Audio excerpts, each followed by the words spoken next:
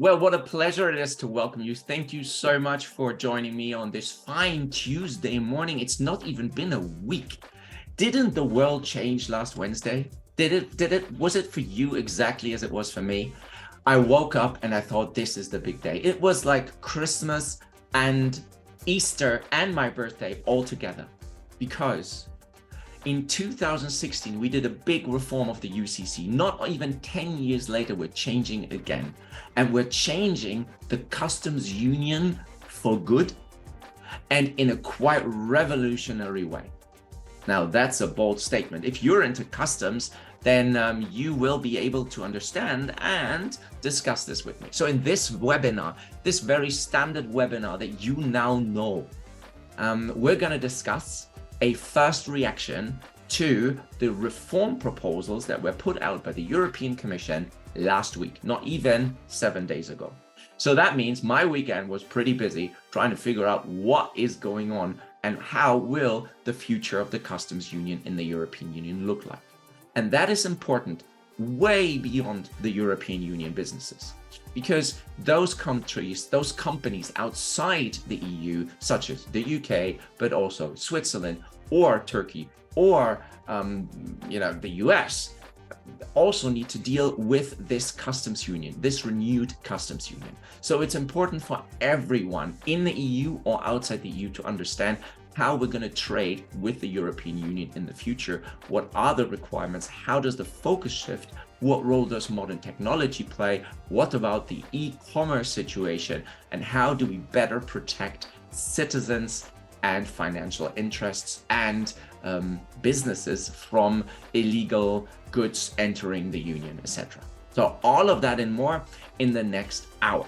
Yeah, we have about an hour. This is a first reaction video. What you, as always, do as joiners of this webinar, you can use the chat function. So please do not hesitate. Type in your question into the chat right now. Later, there will be a Q&A possibility. I'll talk around 30 minutes or so, because it's quite a lot to get through. And then there is an opportunity for you to ask questions by unmuting yourself, but I'll also look at the chat to make sure that I cover every question.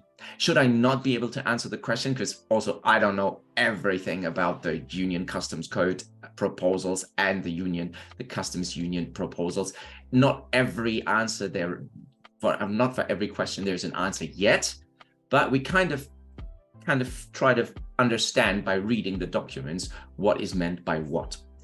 So put it in the chat. If I don't have the question to answer it, what I'll do is I'll create a document that allows you to then get the questions and answer. And as always, if you are subscribed to our free of charge trade intelligence, then you will get this Q&A with your Monday update.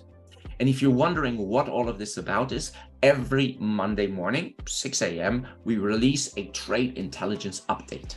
And that is not a newsletter, because it is way, way above something that a newsletter could do. We will look at the law changes, we will look at the guidance changes, and we explain it in a way that is useful for customs geeks, for customs professionals. Customs professionals do not need high-level information on something they can already read. We need the more detailed, the more granular stuff, and that's what this update does. But hey, that's for later. Let me share my screen. Hey, why don't I start us off with the European Commission? If the European Commission is publishing all this information, well, why don't we review it first? Now, you may have looked at this already, or you may not have, because, hey, you were working. So why don't we have a quick look and start us off easy and then go into the more granular stuff. So what happened? Well, we're reforming the EU Customs Union. And as you can see here, now it is time to make the customs union simpler, smarter, and future-proof. And remember, we only reformed it quite significantly in 2016. Now we're already doing it again.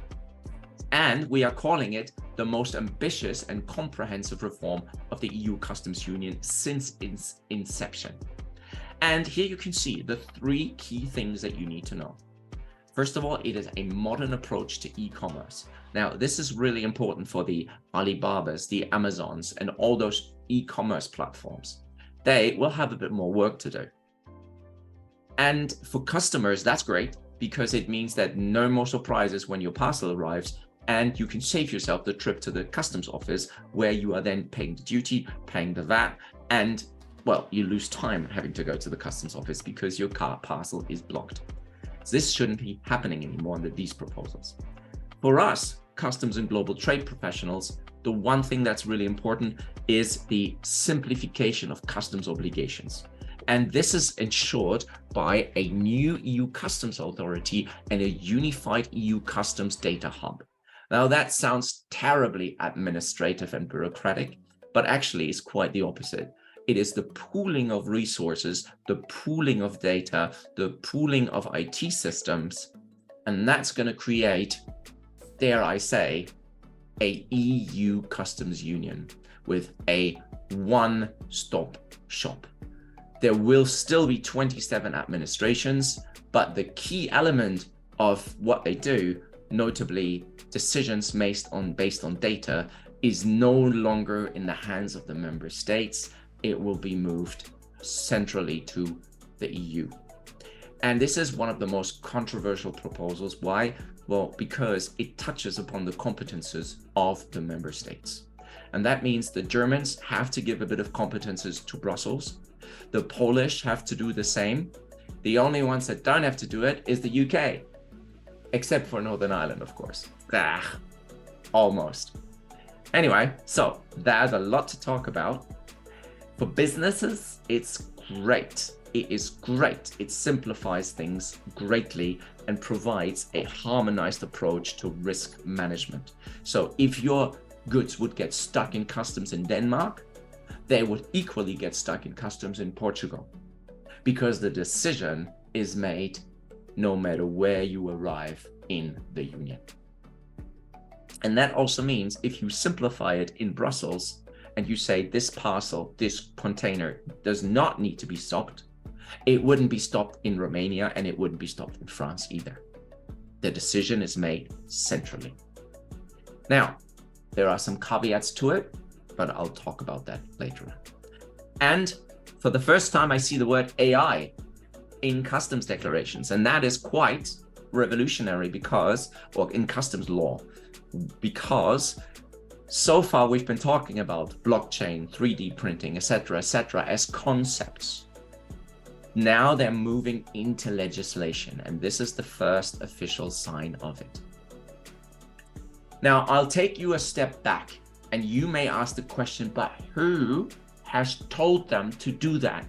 Why would you make such a big change? Why would you create a centralized data hub? Why would you want an authority to run the data hub and to oversee coordination of customs procedures and processes at European level? I am reporting live from London. I am in a Brexit country, and in Brexit Britain, we don't like centralized stuff, especially not in Brussels. We think it's the source of all evils, and well, I'm exaggerating. Why would the European Union then give more power to Brussels? That doesn't make sense, right? Well, of course, it completely makes sense for the reasons I've already mentioned. And if you wanted to know more as to why the EU does what it does, these are all the things that happened prior to this law. It is not that the EU Commission decides we're going to do this. First, in 2017, they invited a lot of stakeholders, including myself, to answer a simple question: what is the future of customs in the EU by 2040, and make some foresight projections about what the EU policy could be in 2040. We did this in 2018, coming up with recommendations. We had the Wise Persons Report, a set of 10 recommendations of what the customs union should be in the future. And if you want to know from the chairwoman of that report, then you may know that I'm also part of the Customs Show, and there is a video on YouTube where you can watch the video with the former Foreign Secretary of Spain, and chairwoman of the Wise Persons Report, and she'll tell you all about why reform of customs union is needed. There's also a special auditor's report on customs controls and how inefficient they are, and there were a wide range of consultations. And if we just dig down deeper for one moment, what did the future of customs in the EU report state in 2018 already? It stated that in 2040, and don't forget that our proposals, these proposals end by 2038. So by 2038, all should be implemented. So if this vision is what will come out of it in the end, then that's pretty magical. So in 2040, we, EU Customs, fully protect society, the environment, and the EU economy through effective facilitation and legitimate trade and intelligent risk-based supervision of supply chains. We, EU Customs, are proactive, working seamlessly with our stakeholders, and we are committed to innovation and sustainability. We are the reference for customs worldwide. In 2040, we are seen to act as one. If by the end of this presentation, you believe that was achieved, then you know this was a quite smart and intelligent proposal. So just bear this in mind. This is what we said, including myself, 2018 on what in 2040 we should be. So let's see if this reform achieves it. I don't want to go through all the wise person's recommendations at this time, but the wise person's recommendations are, there are 10 moonshot ideas that should be implemented. And what does it say in a nutshell? And you can read all of this in the slides. The slides will be with you on Monday with your trade intelligence update number 20 for week 2021. So if you're not getting it, it's free to sign up, www.customsmanager.org, and then just put your email address, boom. The wise person's recommendations are a new approach to data. We are not going to rely anymore on customs declaration. We are looking at better data quality and cross-validated data along the chain. No longer the customs declaration is the end all, but we might be drawing data from lots of different sources. Second, they want to set up a comprehensive framework for cooperation, including the comprehensive management of EU risks. So now we want to bring together many different actors, such as the market surveillance authorities, other law enforcement bodies, and then collaborate seamlessly. The wise person's recommendations include a European customs agency, a system-based approach, a reformed economic operator scheme, which is expanded in scope, multi-layered, and more effective to better facilitate trade. A new framework on responsibility and trust based on an ABC model. And this says, if I can trust you, you will get on the green lane. You will be able to clear goods without or with minimum customs intervention in the place where you are located.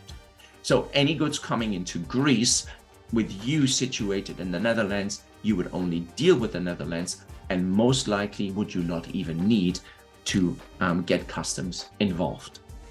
Small caveat, of course, is that that would still assume if customs wanted to, they could.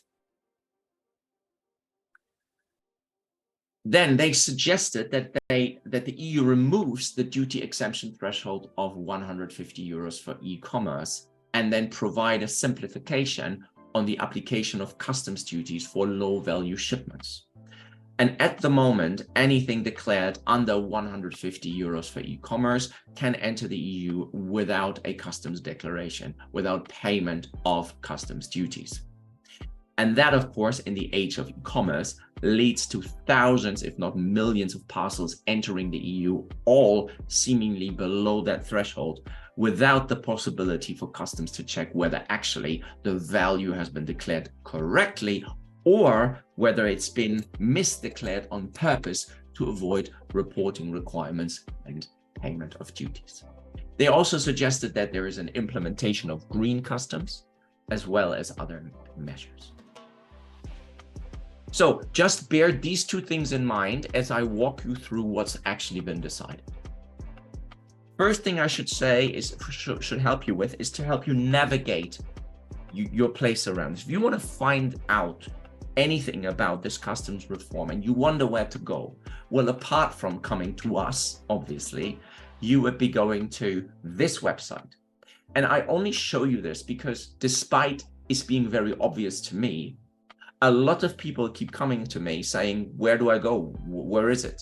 Right? And I say, well, have you tried Googling? Never mind. So you need to go to this website to find the proposal. The link is in the slides. So if you need to access this, you can just go to this presentation, open the PDF, click on the links. They're all live and ready for you to go. I should also mention that there is a fact sheet. Now, I'm not going to go through the fact sheet because you can read it yourself, but it is worthwhile if you need to explain what is this customs reform to anyone. Why not start with the documents already provided by the EU Commission? And this gets forgotten, gets missed. This gets missed quite a lot. So therefore, already prepared, why not use it? Again, you can download it here.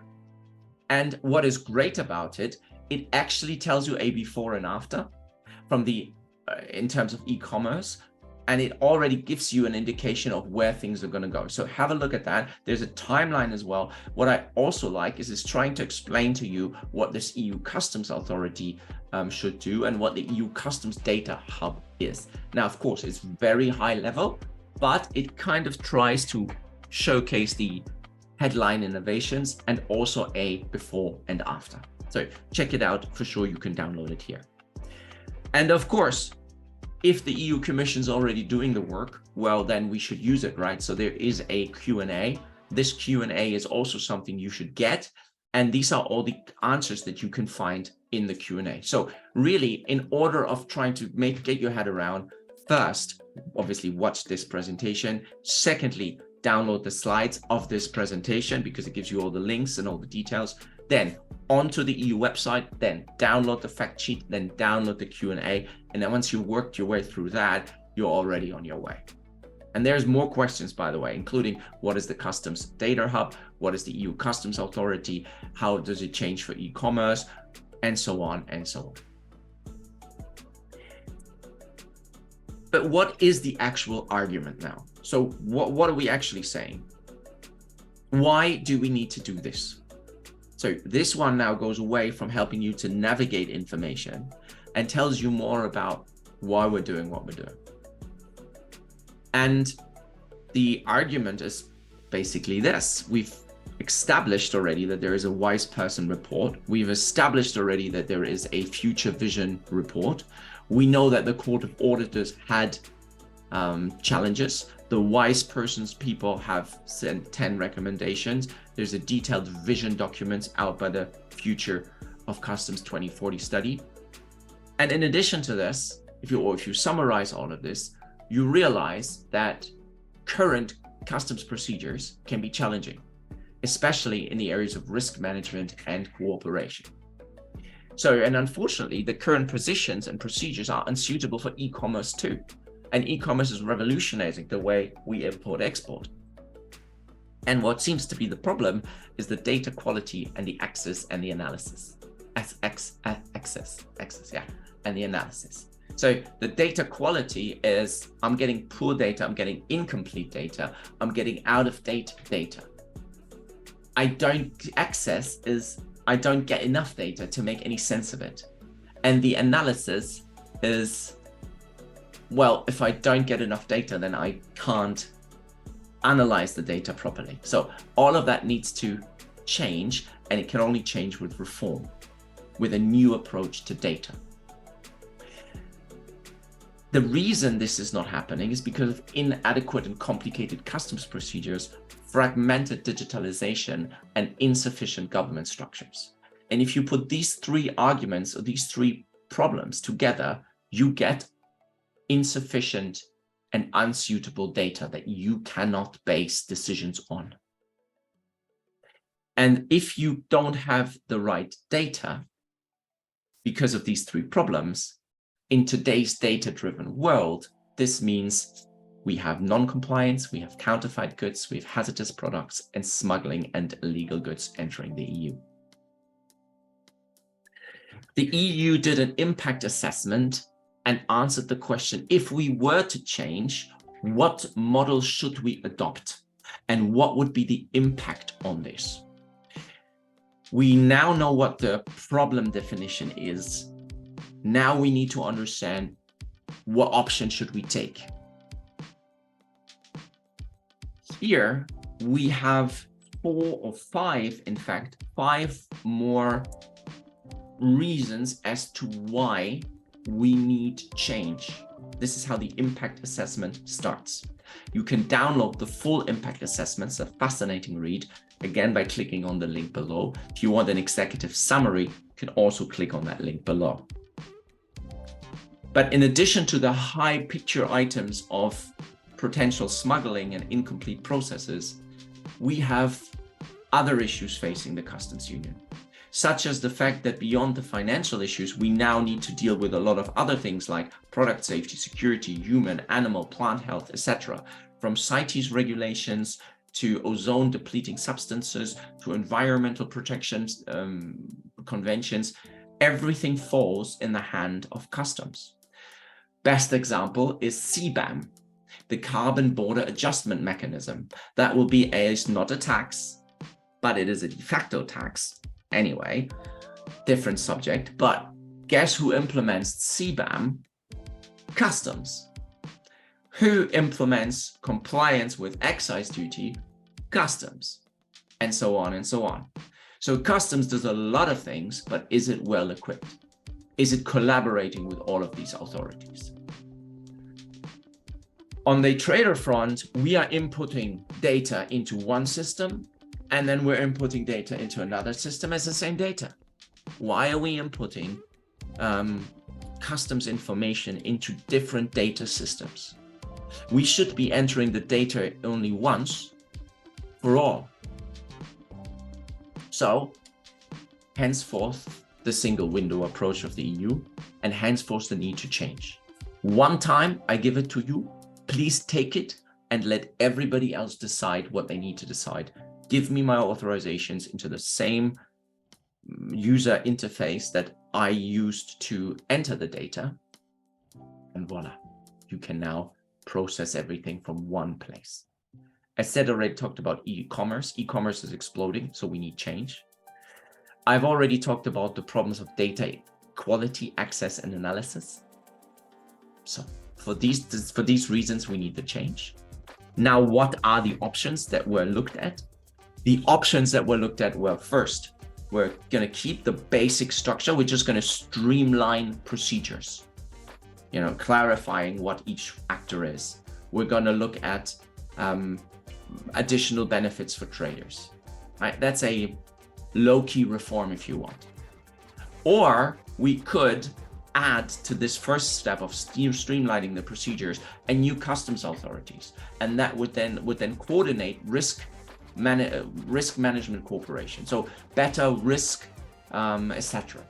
And that would have then responsibility to ensure that the rules are implemented, these new streamlined procedures implemented seamlessly, and could oversee customs programs. But this would miss the point where we do something about the data. And as I've already explained, data is so crucial. You've got to get data right. So you need something on data. So you need a EU customs data space run in third model by the European Commission, and that would then gather information from various actors, process it for risk management, and exchange it with other customs competent authorities, and they can then implement controls. And in the end, what we went with is the fourth option, which is 1 + 2 + 3. So now what we're getting is the full reform. And that is very, very ambitious, because we're changing our approach quite fundamentally. We're now getting an EU customs authorities that will not only do all of these things, but will also manage the EU customs data space. So we're going to have simplified customs procedures. They'll be implemented through the EU customs data space, managed by an EU customs authority responsible for operational risk management, data management, and the delivery of simplified process. 1 + 2 + 3 = 4. And if you put all of this together, this is quite a revolution. So if you want to know what we're now doing, after having evaluated all of these options, after a period, 3-year period almost, or 4 more period of negotiation, of discussions, of understanding what options we have, what the needs are, we have 3 things. We're going to reform the customs processes, we're going to implement a central customs data hub, and we're going to have an EU customs authorities. These 3 reinforce each other, as you can hopefully now see. And because they reinforce each other, they create better results and they create synergies across the EU. It is also the most efficient option as an investment, as central structure significantly reduces the cost for each member state and businesses, which again is the reason why Brexit is such a crazy idea. Why would you rebuild all of these structures away from Europe and duplicate everything again by being outside the union? Okay, I digress. Never mind. So you can't read all that. You shouldn't read all that. Or if you want to read it later. The point of this slide is simply to ask the question, so who does what now?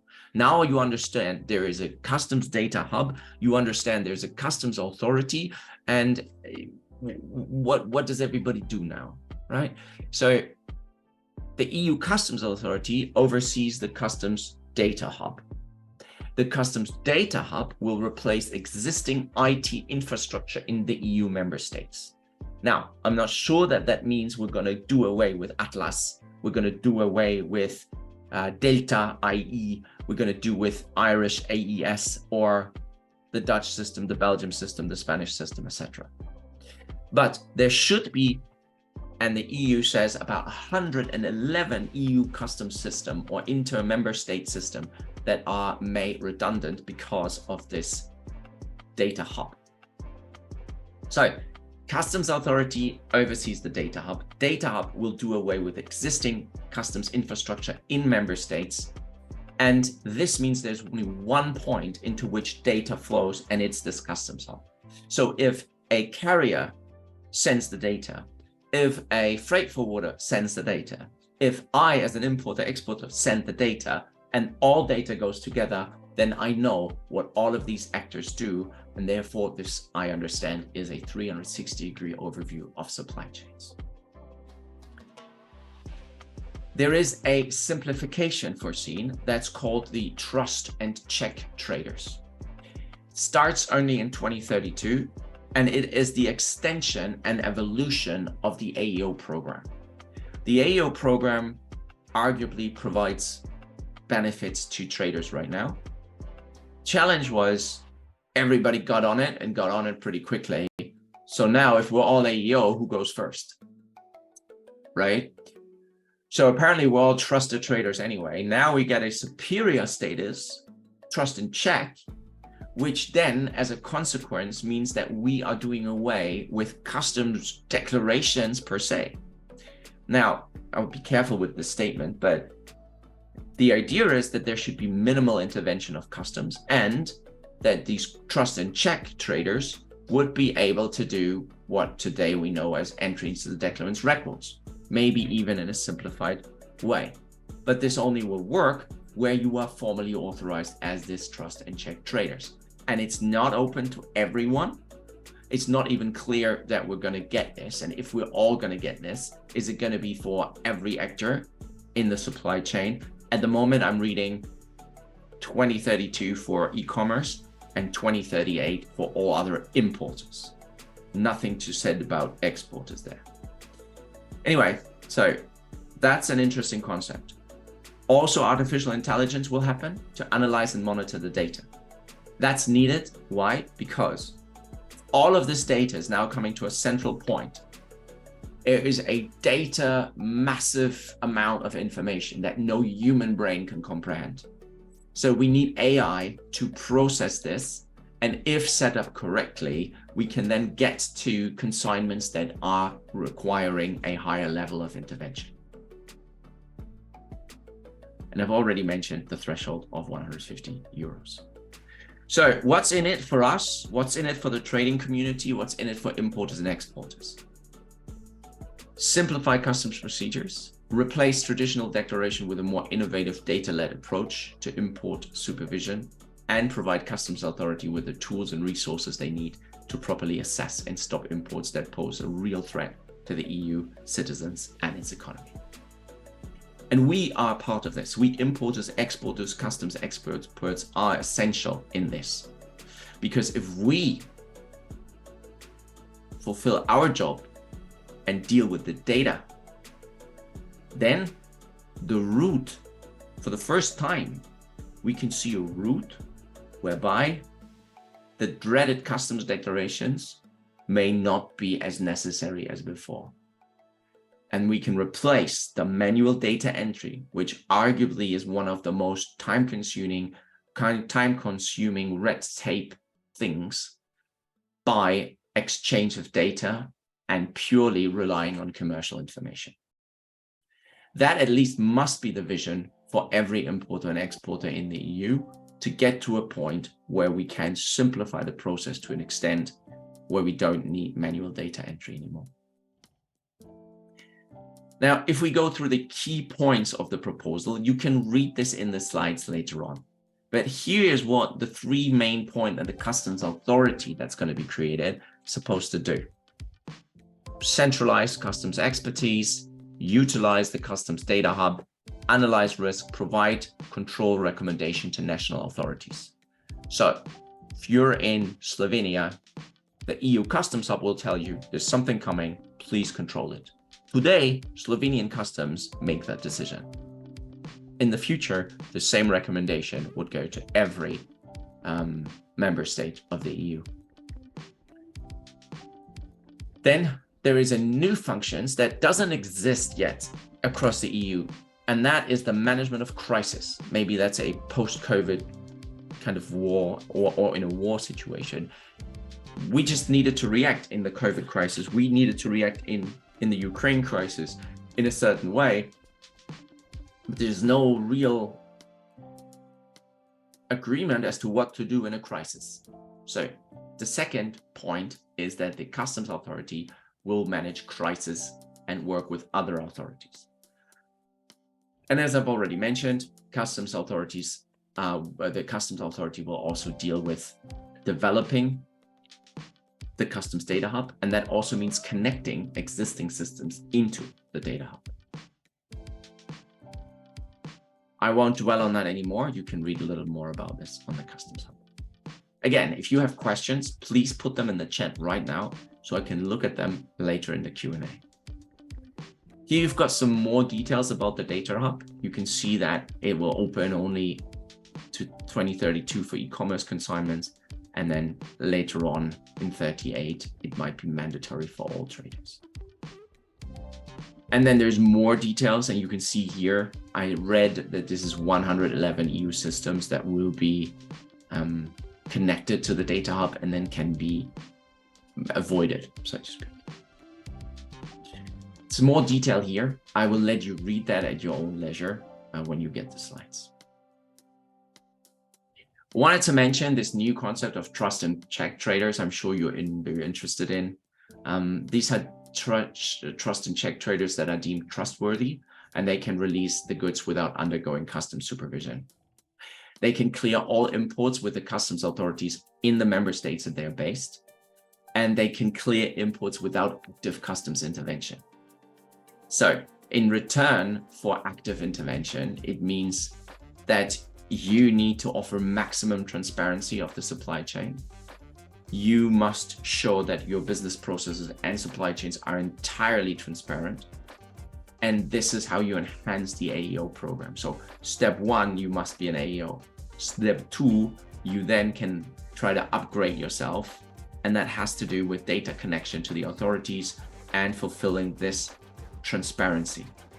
Just think, full transparency. Would you be able to do that? First, it starts with a small group, then we'll have a review to see if it works, and then it could be extended to all traders. So the EU Commission and the member states are a bit hesitant on this, but it's new thinking, and it has a potential to simplify, but also be abused. So we need to be careful with this. The conditions, the criteria are the same as AEO, have no legal problems, have a high level of control supply chain, and prove that you can pay the bills, so that there's no issue on finances. Financial solvency is the keyword here.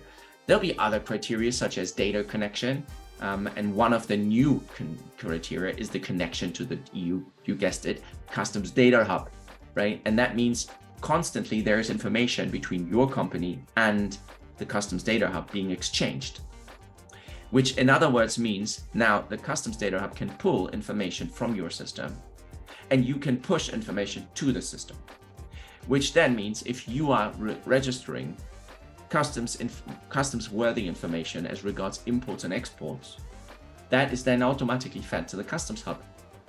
Therefore, you're constantly making customs declarations, except you're not actually doing it. Data is exchanged.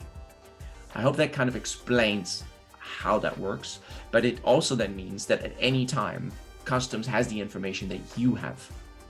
So if you want to know where your data is, where your goods are, in what condition they are, if they've selected bin for checks or not, this is the way this is going to do. You look into your system will tell you where we are with this. Equally, customs authority can do the same. Maximum transparency, trust and check. Here is what you're going to get. Here is what is the benefit of a trust and check traders. Again, please refer to the slides. I know there's a lot on this, but the idea is that you can use these slides again for your own work if you make these presentations to others in the business, for example. Quick word on e-commerce. Major changes are coming as regards the customs system for goods sold online into the EU. Online platforms will now play a key role in ensuring compliance with all customs obligations. This means consumers will no longer be burdened with hidden fees or unexpected paperwork when the parcel arrives. Platforms will ensure customs duties and VATs are paid at purchase, providing EU consumers with peace of mind that their investment meets environmental, safety, and ethical standards. That's a big change. Today, if this is not customs cleared, you go to the customs office, you have to pay. Tomorrow, it is the platforms that will charge you. And they are in charge of making the declarations, etc., etc. Also, a lot of money is currently being lost, so that will change. There will be an abolition of the threshold of 150 euros. As you see here, the threshold has been heavily exploited, with up to 65% of parcels entering the EU undervalued to avoid paying customs duty. Okay, so there's a lot of money at stake here.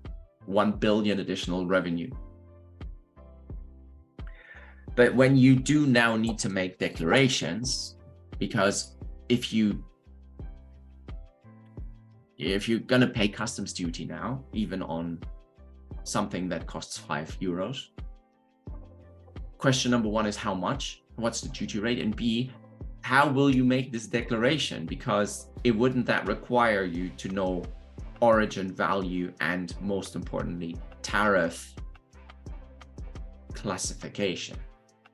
Right, so we're asking non-customs experts, citizens, to determine the commodity code and to declare the value and to point and make a statement on origin on the 5 euro thing that's coming from China or from South Korea in order to use preferential origin, for example, right? Impossible. You cannot ask people that. So simplifications have been created. So we're now creating a simplified tariff treatment, and we're creating a 5-tier bucket system with different rates for same goods based on 2-digit HS code. Okay, so I'll show you how this works. So here you have one of the buckets, actually 2 of the buckets. So it's the 5 different ones. If you're in bucket A, so you can see here, then it's 0. And if you're in bucket E, it's 17. Okay, so it's the highest rate. So look at all these. It's very unlikely that you are going to ever import any of these via e-commerce. Well, maybe works of arts, maybe. But an e-commerce, I'm not sure that you're going to get vegetable planting materials. Well, maybe printed books. I give you that. Printed books. Yeah, you could have those, right? So in the future, you're just going to declare this is a printed book, newspaper, and that automatically then puts it to 0.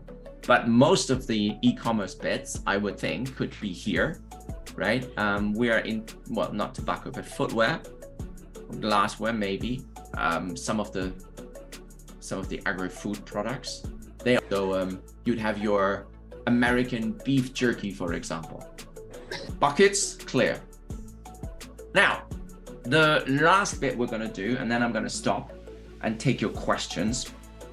I'm going to talk about the UCC correlation and actually the legal text itself for a moment.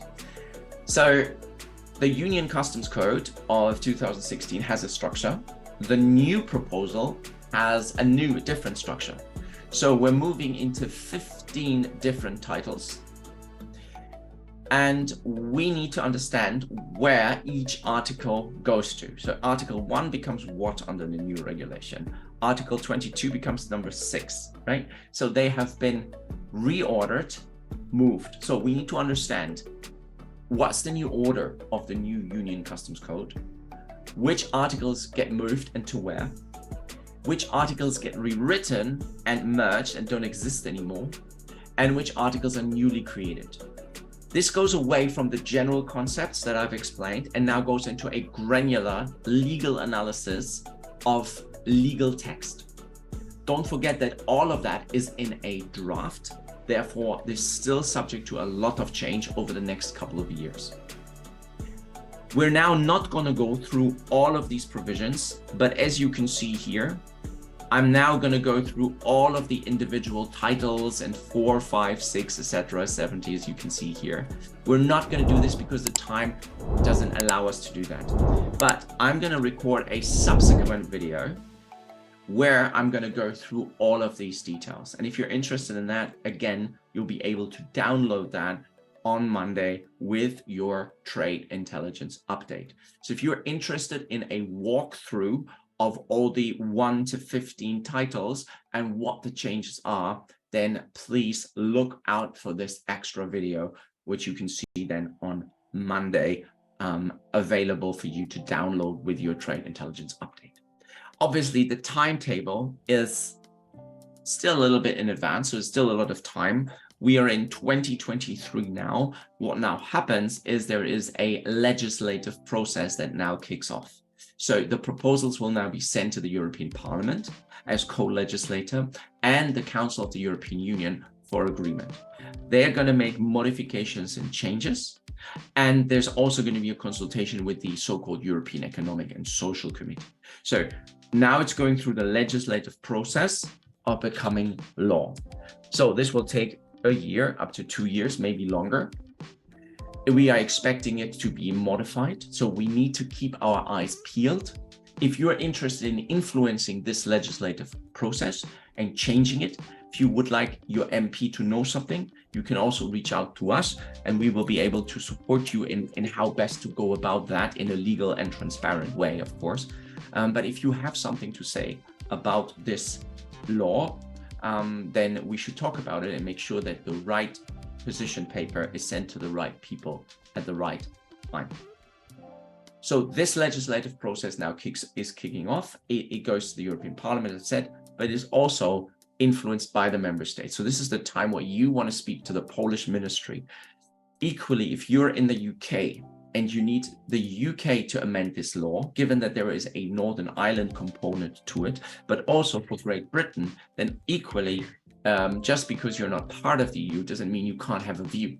You can't have an opinion or comment. So this would go via HMRC or the government then to Brussels. It will have a different rating of importance, but you can still voice your concerns or your approval as and when needed. And then the key dates for us from a business perspective are 2028. This is where e-commerce companies get access to the EU Customs Data Hub. And then 2032, all businesses begin using the hub. And then 38, the hub becomes mandatory for everyone. And then we'll see what the rollout of the trusted trader scheme, the trust and check scheme then will be. So immediate next steps are what? Well, from a perspective, first of all, understand the proposals a little more. So you've now been given throughout this presentation links, access to Q&A, access to various documents that you can study yourself to establish a position. Maybe you work with your trade association in order to do so. If you want a further discussion on these details, then just book a call with me. Go to customsmanager.org, top right corner, you see book expert call, and then we can discuss it again in more detail specific to your situation. You're then going to find what your position is, and then you're going to share this position with the legislator in the right way through the right channels, maybe your trade association, or if you want any individual assistance, you can also come to us. What are you going to do at business level? So not as regards the law. You're going to prepare yourself as much as possible to leverage the opportunities from day one. You're not going to wait until 2028 or 2032, because the longer the preparation, the better. You know this is going to come in a maybe modified form, but it is unlikely to be completely scrapped. So what are the things that you can do right now, starting right now? There's only really one thing that is for sure, and that is data. The need for data is crucial. Data needs to be three things to become a fourth thing. The fourth thing is trustworthy. If you want to be a trusted trader, your data must be trustworthy, correct? The reform proposals center around one thing: data. Anything else doesn't matter. I hope you agree. Data. Data will be best if it is trustworthy by the authorities. How do you get it trustworthy? You follow a simple 3-step rule. Data needs to be always accurate, complete, and timely. ACT.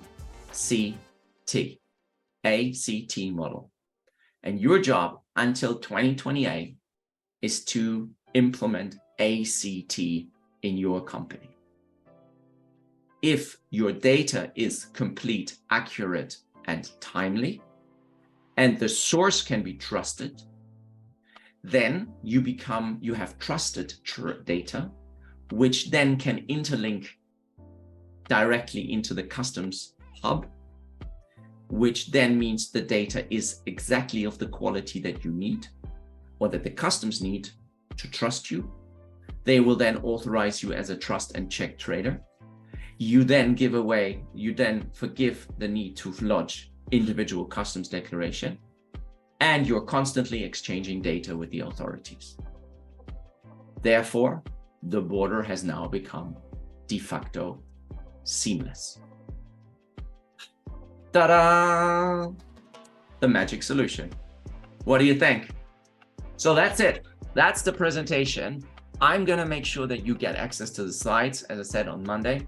Now let's look at the chat. I hope you have a lot of questions for me.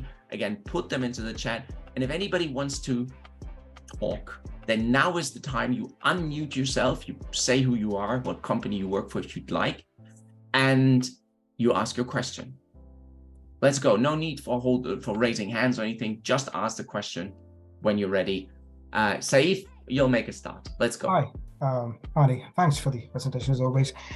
The question was, in So picking on your last point, so how do we prepare ourselves? So in preparation, so for a company, so a small to medium enterprise, if we use a customs broker for clearance in the EU. Now, bearing in mind the changes in the UK related to the target operating model and the upcoming EU reforms, is it advisable to have a dedicated customs broker in the UK and one dedicated customs broker in the EU, rather than if we were importing, say, into different parts of the EU, like, for example, if we import into Germany, we import into the Netherlands, have just one dedicated broker, say, EU-wide? Is that something you think we should, I think it's definitely should go. And thank you very much for the question. It's a great question. So it's a question about how am I organizing my customs in the future under these reform proposals? And am I going to have multiple brokers maybe per country that I operate in? Or am I going to have just one? Or am I going to have none? Because I'm going to do it myself. And this is an interesting one. And again, it needs more evaluation, but it's these kind of discussions that you now should be thinking about. The answer is not yet completely there because we don't know what the brokers are going to offer. But the idea certainly, I think, should be, if you are a trust and check trader, you should be only dealing with one authority wherever you are. Now that has, besides the customs duty implications, VAT implications. Correct. And that is not harmonized. Or take excise duty. I can already imagine what Siobhan is saying about excise duty. Also not necessarily harmonized in the EU. Yes, harmonized rates, but then again, not of competence across the EU. So the devil is in the details. We'll see what the VAT authorities say to that. But I think the VAT one-stop shop could be a good indication of where we're going with all of this, because this is a system which allows us to use one system and account for VAT in all 27 member states, despite different VAT rates. So if this is the case, if this can be addressed, and if you get to be a trust and check trader, in theory, you would only need one freight forwarder or, say, customs agent, customs representative for customs clearance, if indeed you need one. Another strategy could be, well, isn't this the time where I think about doing it solo? Because what is the customs agent going to do that you can't do? You will now have 4 years to set up your own customs agency in that sense. So I would evaluate everything bearing in mind the border operating model and the single window that's coming into the UK, hoping that there will be a connection between the UK single trade window and the EU single trade window. Even if that's not the case, it should be significantly easier to manage your EU customs requirement as a trust and check trader under the new system. The key focus should, however, be to make sure that the data is correct, and in parallel, you may then move maybe in a year or so into a discussion of what would that mean for my costs for brokerage. Don't know if that answers the question, but that's my initial reaction. Appreciate it. Thank you. Of course. Okay, great. Well, I think it's time. I promised to keep it to an hour, so thank you very much for your active participation. I've seen quite a few questions come in. There's a question on DDP and on China that I've picked up, and I'm going to talk, I'm going to issue a Q&A document with all of the answers to the questions. If you have more, all you need to do is just email me at info@customsmanager.org. Thank you very much for watching again. I'll wish you a great day and can't wait to see you at the next presentation.